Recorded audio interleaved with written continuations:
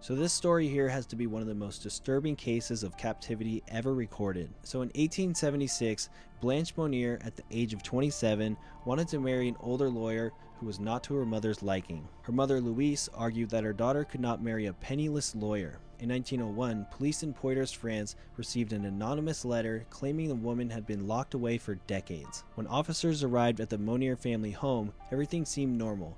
That was until they broke into a locked attic. Inside this attic, they found Blanche Monnier, a frail skeletal woman weighing in at just 55 pounds, after 25 years in total darkness. The room was filthy, covered in excrement, rotten food, and crawling insects. And by this time, Blanche had long, tangled hair all the way down to her ankles. During this time, while she was imprisoned by her mother, the family pretended to mourn her disappearance. So after the police found her, her mother and her brother were arrested, but her mother died just 15 days later after becoming ill. Her brother was initially convicted, but later on was acquitted on appeal. He was deemed mentally incapacitated, and although the judges criticized his choices, they found a duty to rescue did not exist in the penal code at the time with sufficient role to convict him. When Blanche was finally rescued, the trauma was irreversible. Sadly, she spent the rest of her life in a psychiatric hospital where she died in 1913.